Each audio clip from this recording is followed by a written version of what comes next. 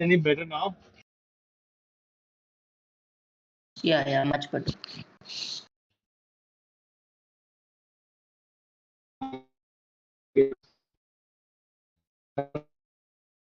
Oh, it's lagging a bit again. The voice.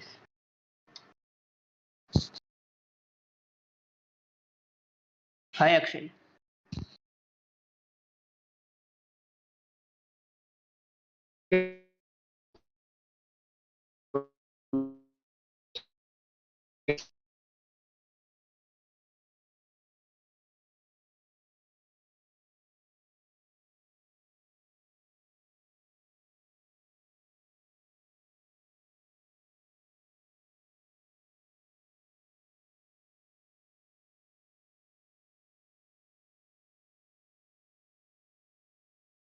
Yeah, yeah, yeah. Hi, Akshay. How are you doing? We'll Hey, be hi, starting in Ray. about. Hi. Guys, we'll be starting in like 2 minutes. We'll just wait for more people to join in, and we'll have a very fun session today.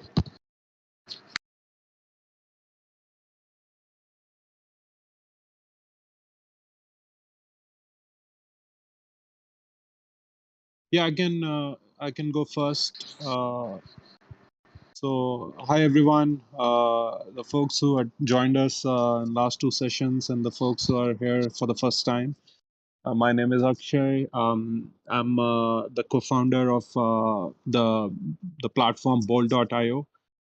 This is a play-to-earn platform based on cricket that we are building, and we'll talk more about that. But personally, for me, I've been a management consultant back in the day. I've worked with McKinsey for about 3 years, based here in Singapore. Still based in Singapore. Did my MBA from INSEAD prior to that. And yeah, originally I'm a graduate of IIT Madras. Long time back, and that's how I know Rahul.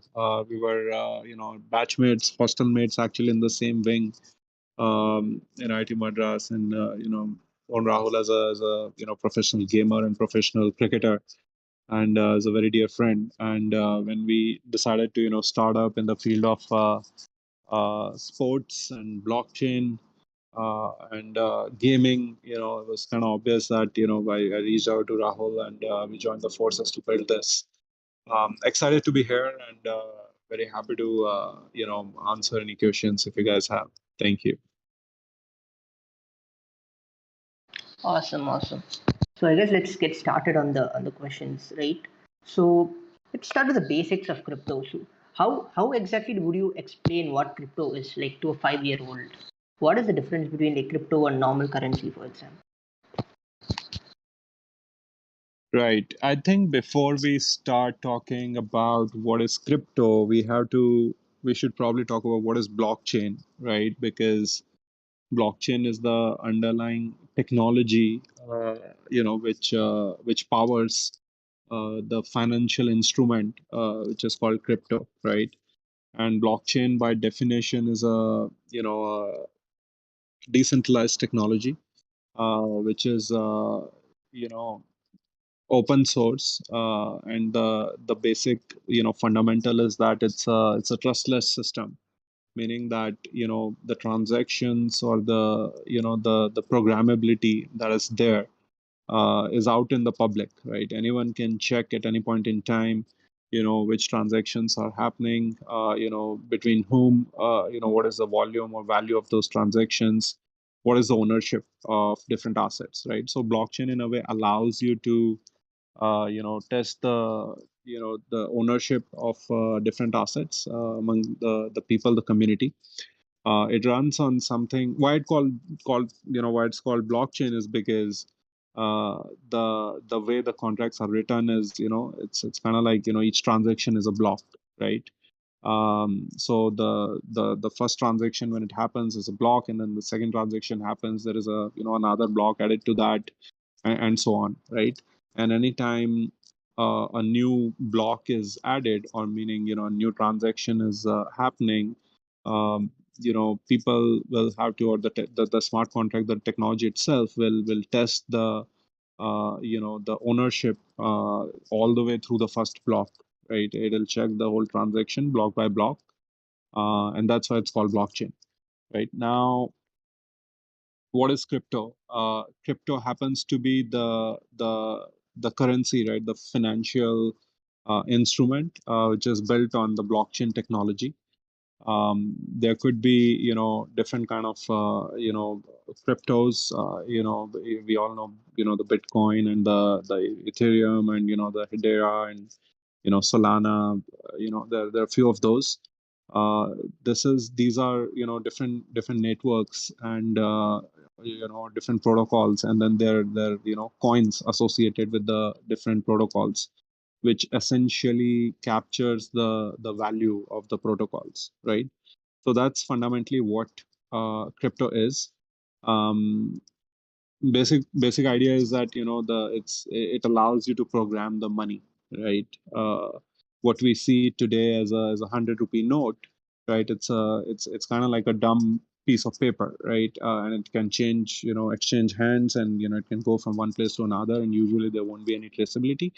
Versus in crypto, this money is digital, right? It could be a ether or a Bitcoin or Solana, any other currency, and it is traceable um, to the wallet address, right, where the real ownership is. So that's what crypto is. Yeah, I don't know if I don't know if it makes sense for a 5-year-old. Um, maybe Yeah, I should simplify it, but yeah, that's in a nutshell what it is. I think yeah. Rahul, maybe you want to take a crack at it for the 5-year-old. Um, yeah. And by the way, if you do a good job at it, then I'll my daughter is 5-year-old, so I'm gonna ask you to speak with her as well and explain it to her too. Yeah, yeah, yeah. So, so I think the basic difference between, I think that was one of the questions. Basic difference between the currency that we use and crypto is essentially that crypto is owned by or sorry, there is no central agency which is kind of creating those cryptocurrency and distributing it, right? Or controlling uh, the flow of that currency within a system, right? So, so I going beyond 5-year-old, but uh, there is no big daddy who's giving you down the money. Uh, it's being created by a network of um computers which are called nodes. And essentially, this is a completely uncontrolled, and that's why it's a trustless protocol, because you don't need to trust a central authority to kind of do anything with your money. Today, banks can just take away your money, or someone steals it. You don't know like where it has gone, or you can't even retrieve it. But if those are coming in the hack, those hacks are usually in the central exchanges and not in the blockchain itself.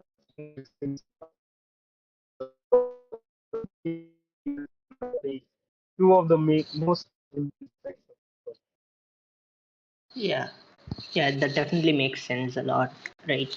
But okay, so crypto is a term that's been thrown around a lot lately. But in reality, let's say it's an asset class, right? So 10 years from now, do you guys see like people paying in cryptos? Like one way people pay is like, hey, send me 0.001 ETH for chai or something like that. Do you guys see a future in that?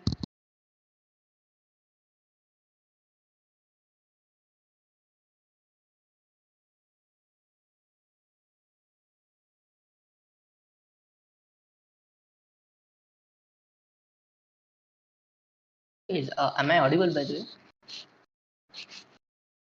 Yes, Yeah, yes, you you are. are. You are. Sorry.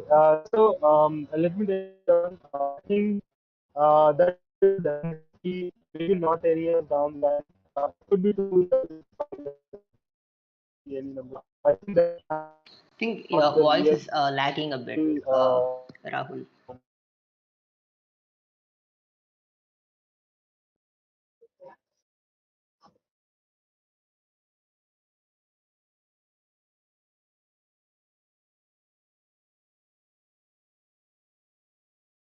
Yeah, Akshay, Rahul, I guess they'll reconnect. But anyone from the audience, what do you guys think? Let me know in the chats below.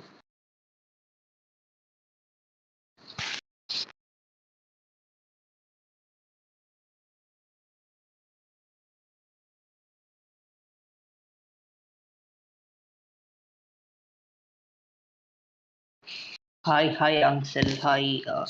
There is more questions coming down. Nice to see. There's a lot of questions in the Web3 channel.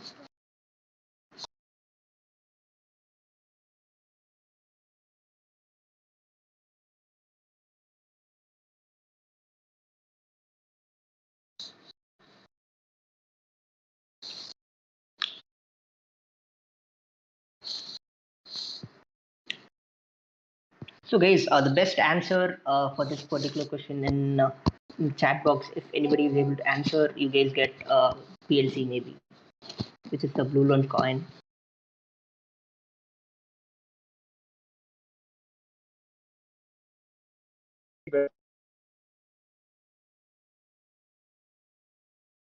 And for those of you who are like new, who just joined us, we are speaking to Bowl.io founders who are creating this play to earn NFT game, and they're very into this crypto space.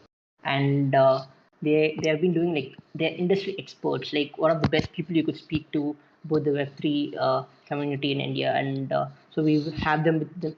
We are with them today, and we'll get back to the questions in a minute, right? And do drop down if you guys have more questions so that we could have them engaged more.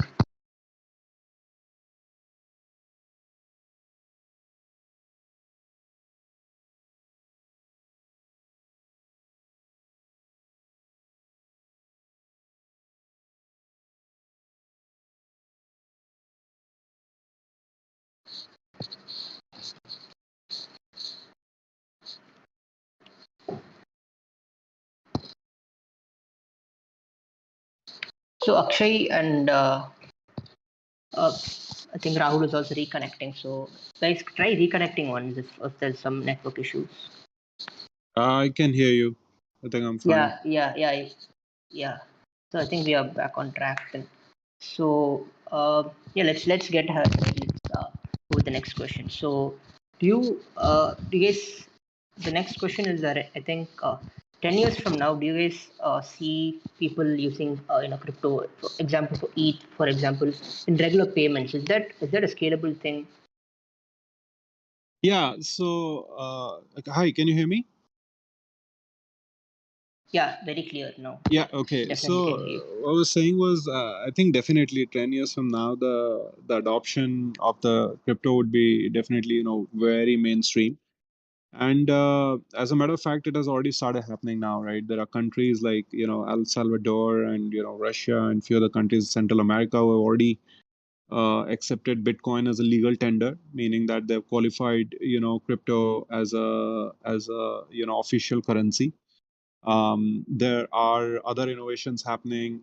Visa has launched the debit cards in multiple countries where you can directly link it with your crypto wallet, and you can just use it as if you'll use a your normal debit card or credit card, right, in a shop or for online shopping purposes, right? So I think that those first steps have already been taken. Now it largely depends on the regulators in terms of how much room of freedom they can give to crypto, in order to have them operated right at a company level. I think at the organization level, we keep hearing that Tesla, the company that is in the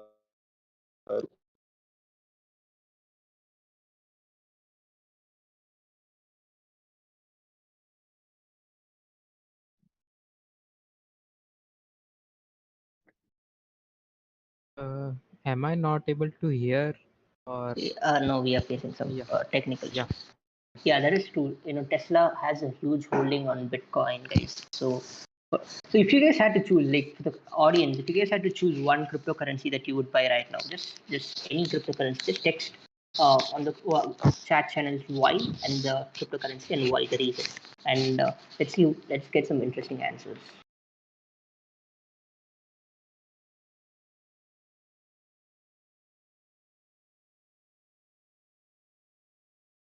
I have one question from Dheeraj saying, how does the valuation of cryptocurrency happen? That is one question that will be answered, guys. Just we'll ask Akshay and Rahul about it.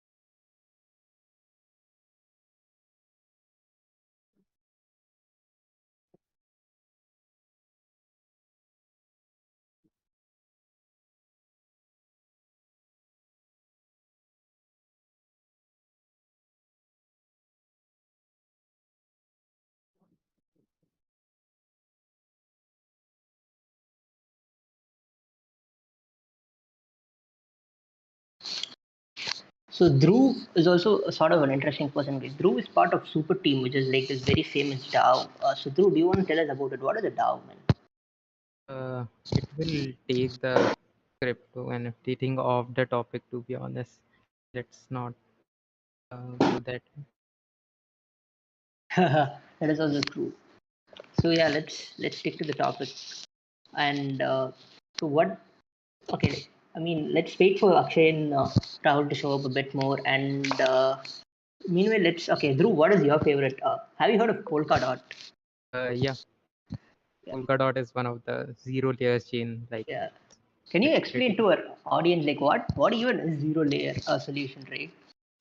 Again, it will go off topic, but let's do it till like the guest arrives again. So blockchains are mainly like classified into, you can say, three major layers. They have something like layers. So layer zero, layer one, and layer two. Layer one are the common chains that you might heard heard of, like Ethereum is layer one, Solana is layer one, and all the other chains are layer one. Then the solutions, like Ethereum has their scalability issue, Bitcoin has their speed and scalability issue. So those things are solved by layer 2 solutions or layer 2 chains. So some example is Matic, like Polygon Matic is that token name, or like those chains are called layer 2. But there's something called layer 0. Some chains have they are like building something, a base platform for other chains to on top of them they can build on. So uh, Polkadot is one of the chains, so you can interlink a different chain. So for now you cannot link Ethereum to Solana directly. There's no way like you can transfer data around two chains. But in Polkadot, you can transfer data around two different token chains. So that's their total concept. Makes sense. Yeah. So another problem, even Cardano is somewhat similar, right? So one thing is that Cardano is a for-profit organization, and it's sort of split from Ethereum for people who are listening. So do you, so what is there any projects about Cardano you should know about? Any if any of you guys know, just drop down in the comments section below. We'll speak about that too. And also, if you guys wanna like speak, if you guys wanna speak about crypto, just give us a request. Maybe you could come up on the stage and speak a bit about your experience in this world and you trying to navigate it. But for now, Dhruv, what's your favorite coin? Solana, to be honest, because I'm Solana developer. That's why. Yeah. Oh yeah, you're part of Super Team. Okay. Yeah. So that is bias. Uh, yeah, that is. I think my experience when I started out with like crypto, it was like a long time ago, and I think I was in eighth or ninth grade, right? And I hear there's something called Bitcoin, and it was invented by this like anonymous name called Satoshi Nakamoto. I was like, wow, that's crazy because if you look at the history of inventions, everybody wants to claim that they created this. Everybody wants to say like, I'm the inventor of the light bulb, I'm the inventor of like the tractor engine. But here is this technology where nobody knows the name of it, right? Nobody knows the actual founder. It's even today it's anonymous. There's some speculations, but nobody really knows who's, and it has impacted us so much, right?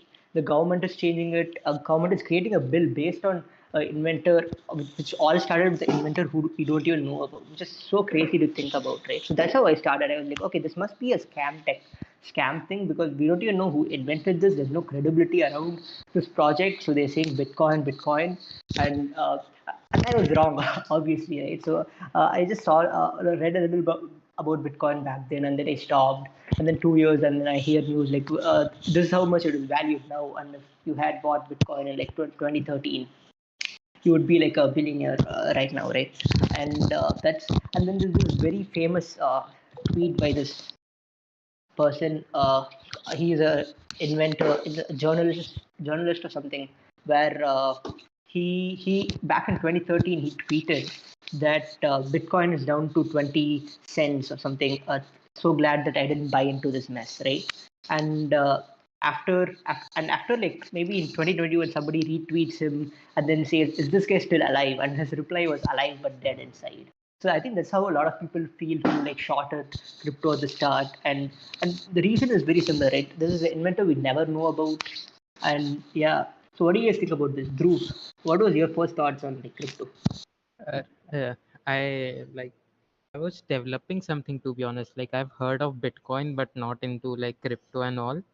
Like I started doing some trading and all, but that thing didn't work. And end of the day, I was just developing again, and like I was into development a lot. Like I learned Solidity. After that, I learned Rust, and like now I'm here. So that's the thing. No, but this is really interesting, right? My first interaction with crypto was rather, you know, funny as well.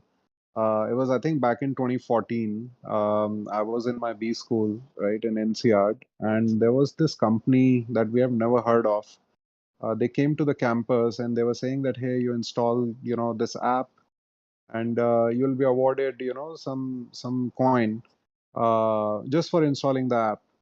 And we were like, okay, well, whatever. There were free drinks, at the session. So we were like, well, okay, whatever coin is that, we'll at least get a beer or two. Went there. Turns out the company's name was Coinbase, and they were asking us to install the Coinbase app, which came with the wallet. And if you install, then they would give you half a Bitcoin, just as a giveaway, right? So 0.5 Bitcoin as a giveaway just for installing Coinbase, right? I was like, okay, that's great, whatever. Didn't bother much. There were people who are definitely very excited about it, that, oh, this is great and blah blah. And I don't even remember. I think it costed, or it was valued less than a pint of beer, back in the day, right? Which is like $10. So it was definitely much lower than that. So we were more excited about the free beer than the half of Bitcoin that we got. Now, fast forward to 2017, right? 3 years later, I was in a house party, and again, I mean, in between, you're hearing about Bitcoin and crypto, and yeah, there's this technology. Again, there were questions about credibility, and everyone was super busy. I was in McKinsey, so barely any time to breathe. So life was going on, and then I met this guy at a house party. He was a consultant with BCG, or used to be a consultant. 6 months back, he had quit his job, and he has made like $1 million, more than actually $1 million in last 6 months by trading crypto. And I was like, okay, that's great. So tell me more about it. And he's like, okay, have you heard of Bitcoin and this and that? And then I checked the price of Bitcoin.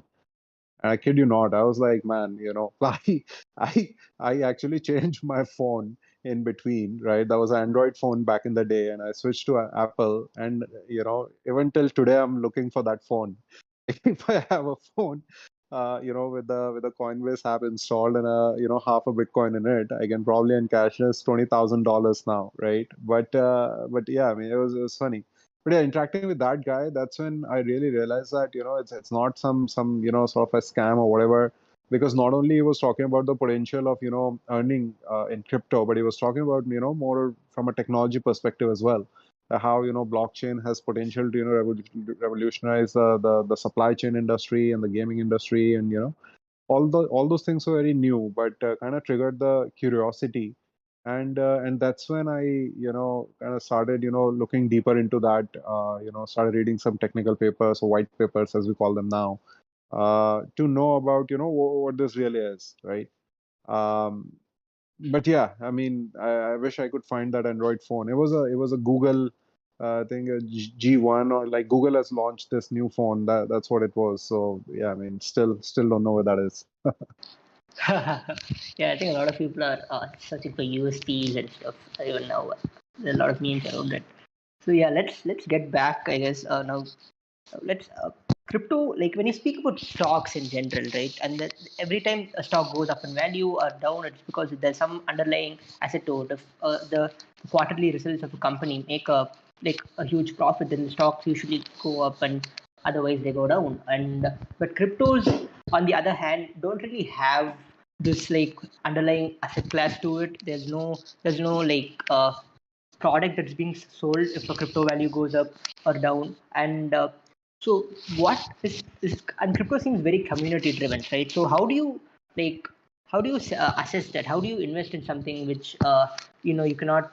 It's very community driven. What does do your own research mean? Yeah, it's a good one, and I wish there was an answer for that, because it's a big black box, right? There are people who would know things, and there are people who would not, and do your own research is kind of the buzzword there. But essentially, if you look at it, there is a lot of speculation in the market, right? And it's not that only crypto has the speculation; even the stock market would have the speculation. And for example, consider stock of, let's say, one of the companies like Paytm, right? They got listed at certain price.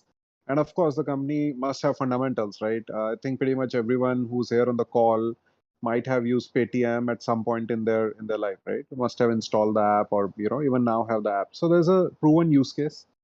And despite of that, because of the sentiments, because of the speculation, the stock crashes by 30% or 37% in the value on day one of listing, right? Still recovering, right? So while you can say that, listen, there is a stock, and there is a established business which is behind it, which is what is driving the value of the stock. It's not entirely true. It's majorly the speculation which is driving the value of the stock, right? Now come to the crypto world, right? The way crypto works is, it's a reverse IPO process. What does it mean? Is that before building the project itself, you're supposed to kind of list the token, right, on the promise of building a project, right? So you tell people that, listen, I have a great idea. I think it's going to add a lot of value. You are my community members. Do you buy into or not, right? And then there would be people who would say that, not really. We don't think it'll work. But then there would be people who would say that, okay, this is a great idea. It's going to work. I will buy into it, right? Now that those people, the second subset, that they become your community, right? They become your early believers, early investors in the project, right? And you say that, okay, listen, I'm going to bootstrap this project, right? To build this project, I'm going to need to hire some people, and build some product. I have to pay salaries, bills. There are tech expenses and whatnot. So I will, on the promise of building this project, I'm gonna list my token, right? And since you guys believe in what I'm doing, and you want to support me, you buy these tokens, right? That becomes a way for me to raise money. And once I raise the money, then I'm gonna, build this project, right? Deliver on it. That's great. So there are people who do that. So far you haven't really built anything, right? Let's just mind that you have just given a promise, maybe a shiny deck and maybe some presentation telling that, listen, we're going to do something, we're going to do something, we're going to do something, list your token, right? You raise money, right? Now, of course, there are two type of people, right? There are people who would want to work to their heart and soul and deliver the project that they have committed to the community, right? And but there would always be the people who are there, just for a quick buck, right? They say that, okay, I've raised so many $1 million, and I've been anonymous, nobody knows who I am, so I'm gonna just disappear, right? Now, if you happen to stuck in the second type of project, then of course you're screwed, right? You basically, and that's what I mean by do your own research, right? Whenever you're looking at a project or looking at a coin, a token, first thing you need to do is look up at their website, the materials, and try to find the founding team, right? Who are the people behind this project? Are they putting their name behind it or not, right? Are there real people behind a particular project or not? Because if there are no real people, like you can't track a project to, people's LinkedIn profile, their public profile, then that's a red flag, right? Because it's very much possible that someone is not willing to put their name behind the project, and there could be all sort of intentions, right? If you're building something with the right intentions, why would you not, right? But again, a very very convenient way to defend it is, hey, we don't even know who came up with the concept of Bitcoin, right? Nobody knows that guy. So being anonymous is okay, and that's why we're doing it, but not really true. When you look at the projects that have done well, you would know who their founders are, and more increasingly so, right? Because there are a lot of projects coming who are literally scams. So that's number one. You need to know who the founding team is, find the public profiles, look at their experience, whatever they're talking about, are they experienced in the field or not, right? That's number one. Number two, you look at the partnerships that they have made, right? Any project that's coming in, they would have some support from, let's say, institutional investors or ecosystem partners, right? You look at that, you search about them, right? If these are reputed funds, reputed industry partners, ecosystem partners, then of course there is a higher probability that the project is legit, and it's not really just a scam, right? So far, through these two or three data points, you establish that, okay, at least the project is legit, right? There is still a risk that a legit project will not do very well, right? There is always executional risk that, hey, the team is great and the partners are great, but the product market fit is not there, or the team couldn't execute, although they wanted to execute, but they couldn't for whatever reason, and that's why the project could fail as well, right? So the third thing then you have to see is the product market fit, right? Whatever they're talking about, right? And usually that's why they do the white paper. Whatever they're talking about, are they able to does it make sense or not, right? There could be you can go deeper, technically deeper into it, and try to assess that if they're promising certain returns on the assets, that, hey, you buy this coin and you will get whatever 300% annual return on this coin. Where the hell are they going to get the money from, right? Is it just a Ponzi scheme, or there is actually a solid enough business model behind it, right? So that's why you have to then read the white paper and figure out what is the tokenomics model, right? What is the flow of money, flow of value look like? Why would the existing investors, existing believers, early community members benefit from the project, right? So that's usually the fourth step, and the most important one as well, that you should do. Uh, Now, even if you do all of this, the element of speculation is always there, meaning that it can still happen that the project had great potential, and on paper it made a lot of sense, but it could just, yeah, the traders in the market, and the hedge funds, and they're shorting it, or for whatever reason it just doesn't go well, right? So, but from your side, at least, like, you have taken a few steps to scam proof yourself, right?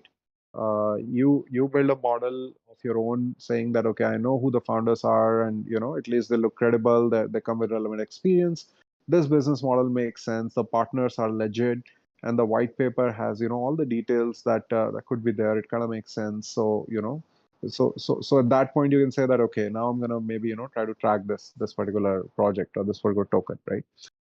Unfortunately, what happens is, we run behind the momentum. Someone tells you that, hey, this token is coming and you should just buy into it, and you skip all these steps, right? You're like, okay, Dogecoin, yeah, let's just go for it. Shitcoin, let's just go for it, right? There are people who still make money out of it, right? Because they enter early enough, and they maybe know few things that we don't know, a normal common man won't know.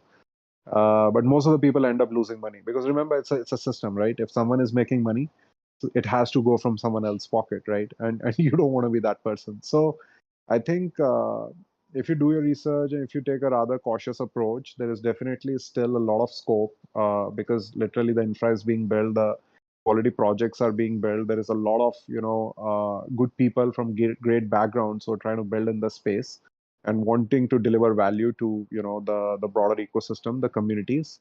But you have to pick and choose which are these projects, right? And bet carefully. Yeah, that's definitely a great answer, right? Understanding the team behind it, and then investing in something that you truly believe in.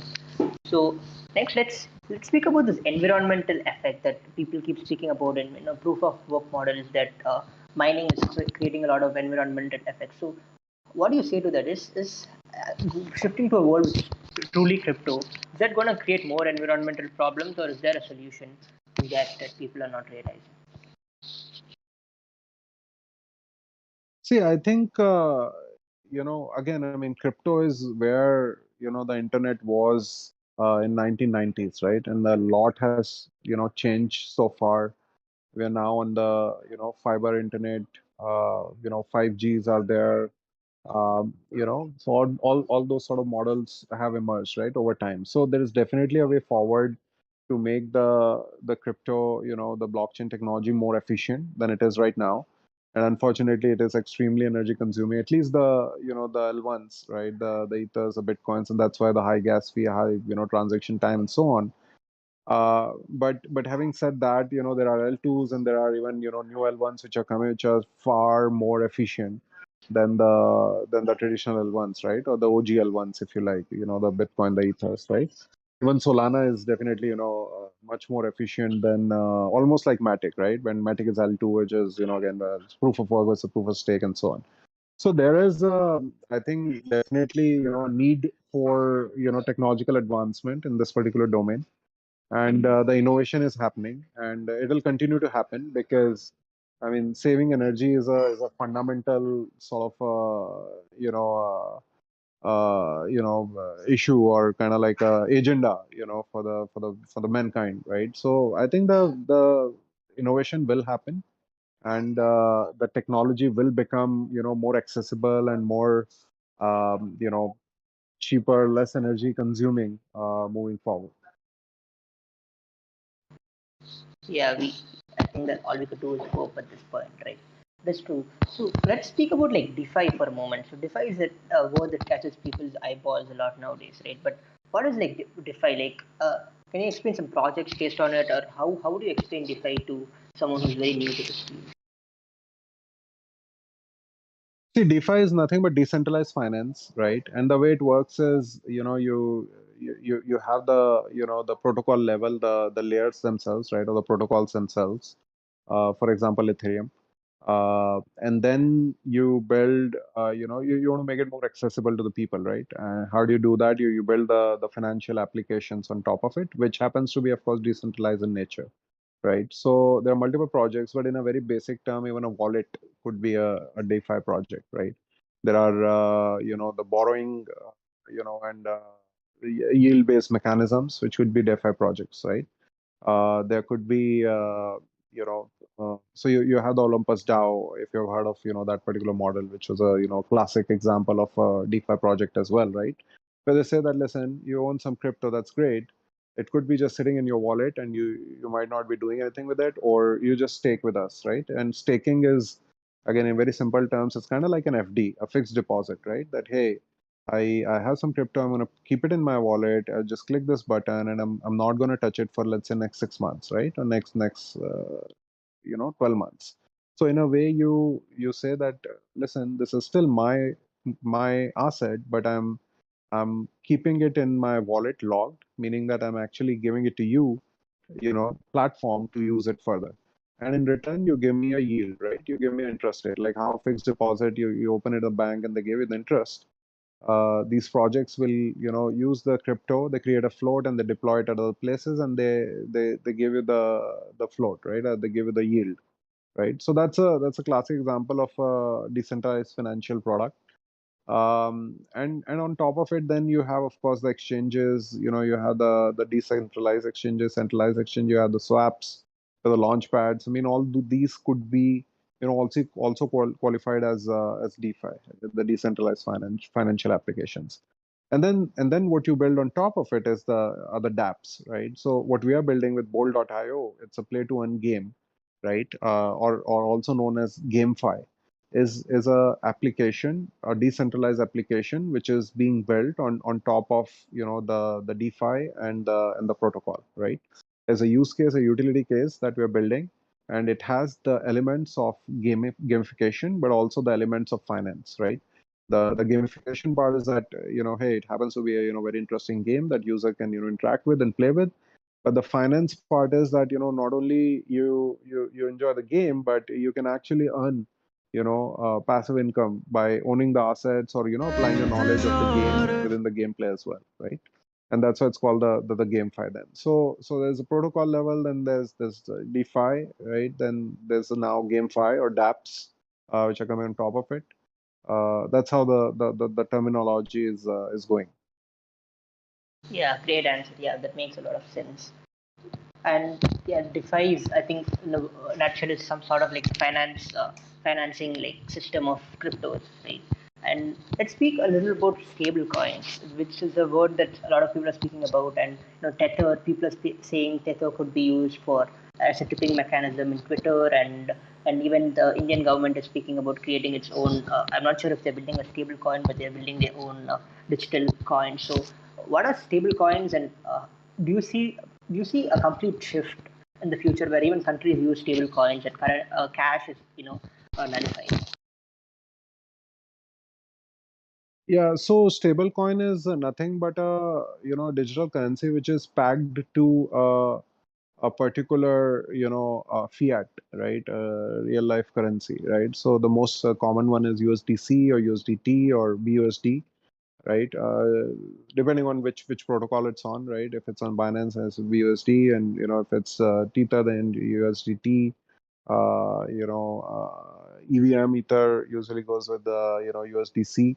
So it's simply just back to the fiat currency, right? And what it mean is, by definition, it'll have a very low volatility, right? You can simply, like, you have a $100 $100 bill or a note in your pocket, or you have 100 USDC in your wallet. It's the same thing. You're holding the same value, right? And how the value of that $100 note will not vary a lot, right? Although there would be a little bit of volatility, but not a lot. Your 100 USDC will remain the same as well, right? Versus, of course, the volatility in crypto, right? Let's say Ethereum or Bitcoin or any other crypto is a lot more, right? On a daily basis, they go up and down by 5 to 10% or whatever, right? Depends on the day. So you reduce that volatility when you convert your crypto into the stable coin. So you want to store the value usually, and you don't want to be too adventurous. Don't want to be into trading. Then it's a good approach to actually convert your assets into stable coin, and then just put them at stake, do the staking and then yield through them, rather than leaving yourself open to the speculations of the market, right? If I hold Bitcoin and Bitcoin goes below, well, I hope it doesn't, but let's say below 35,000 or 30,000, then you're losing your wealth, right? You're losing your wealth. But if you convert it in a stable coin when it's, let's say, $40,000, or let's say today, even if Bitcoin falls, to 30,000, you will still have 40,000 worth of wealth in your digital wallet, right?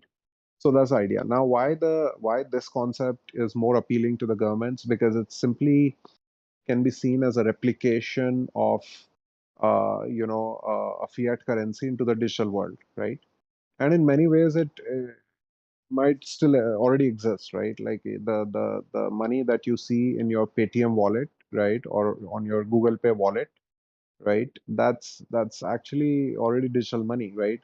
There's no paper currency that you're holding. Of course, it represents the value that you have in your bank account, but the moment you decouple the two, it becomes a digital currency, right? Pure digital currency, and then it could be pegged to the coin. So how rupees value varies against US dollar, the stable coin, which could be, let's say, based on rupee, its value could be pegged to the INR as well, right? And it'll vary as per the variations in the as per the volatility of the INR.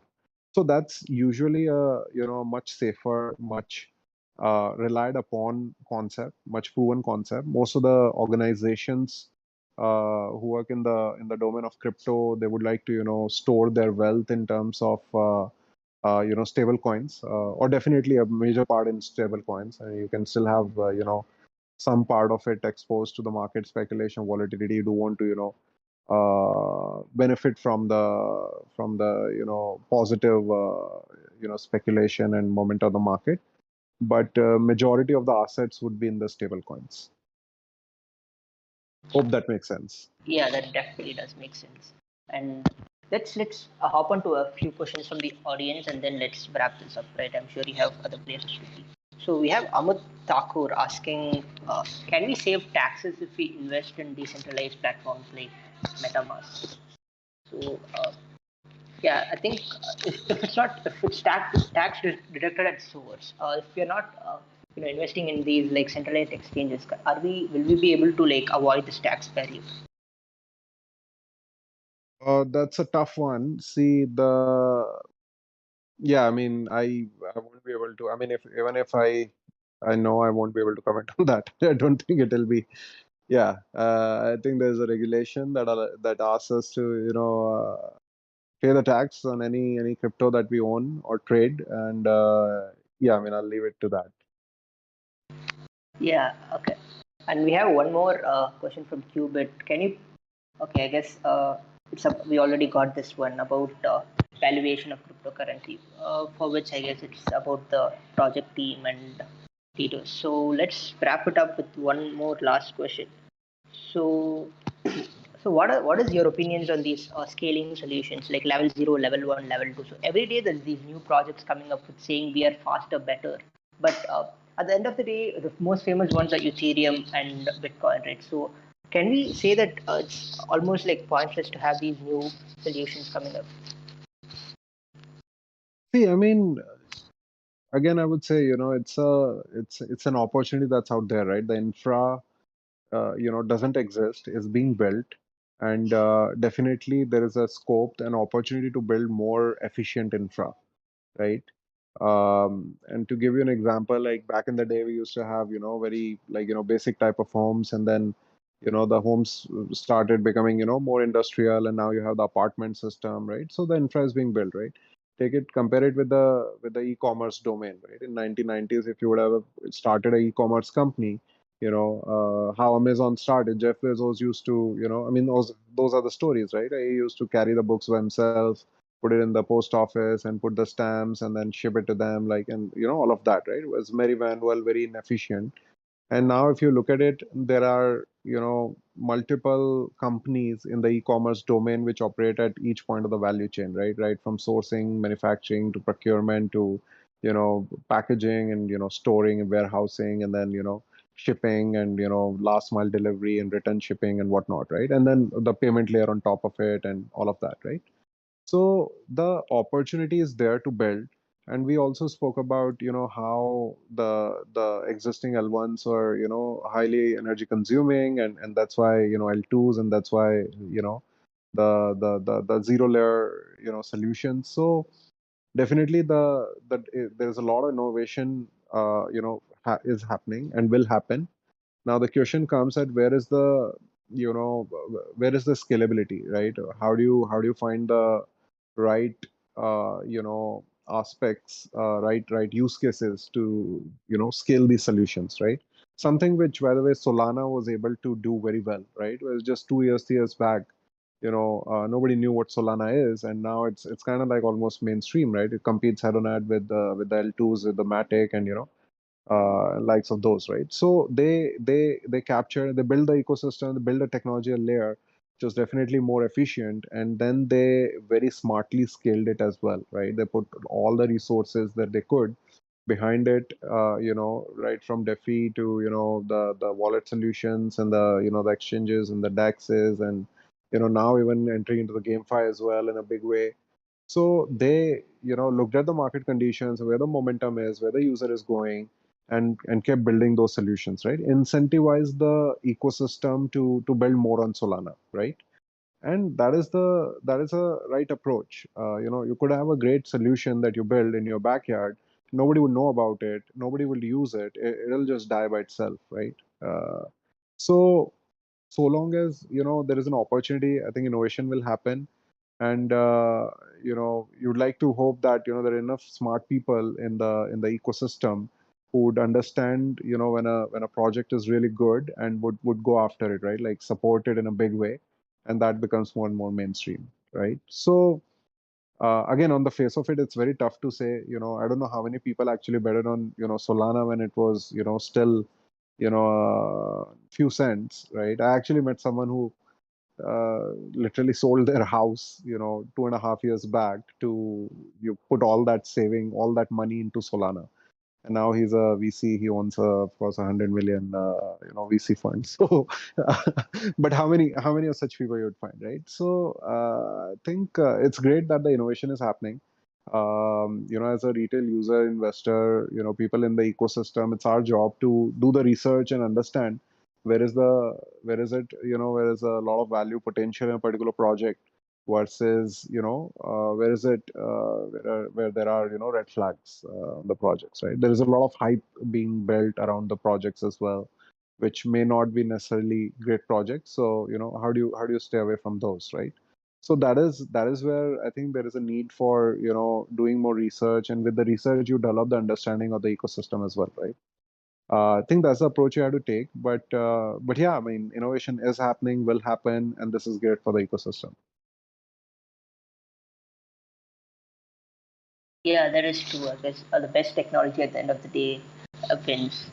So I think let's just wrap up with this final thought or question. I'm not sure how to phrase this. The concept of money has really changed over the years, right? At the start, it was like INR, then this gold and all these assets. Now we have so many different cryptos and so many different currencies and different asset classes. So money as a concept has changed. I think is evolving over time. So let's say 20 years from now, how do you think the landscape of what money? If you ask a person what is money, like bank account is, what would he even answer? What would he even see? No, I think, see, money would be, first of all, I don't think there would be a concept of money left, you know, if all goes well in 20 years from now, right? It'll become part of your identity, right? How you log in into, a Gmail account and in your Facebook account and, your other accounts. Like you log in with your wallet, right? And your wealth is, already stored there, right? So that's how I think the ecosystem will evolve, and how famously people say your wallet would be your bank account, and your identity and your NFTs would be your licenses to access different applications, different platforms, different modes of various modes of engagement tools that you need, right? So yeah, I think the concept of you know the physical currency cash would definitely be I don't know if it'll even be known by the future generation. It'll be all an integrated ecosystem where it's all automated, it's all programmable, it's been programmed. There is a complete transparency and trust in the transactions. You can see how much I own, I can see how much you own, and how much we are being charged when we transfer the money from one bucket to another bucket, and I think that's the future that we're looking at. And with that, of course, comes a lot of empowerment, right? The money could reach to the places where maybe today it couldn't, right? Think about the places where there are, let's say, no bank branches, or no ATMs, right? There are people and they don't have access to money because there's no infra available, right?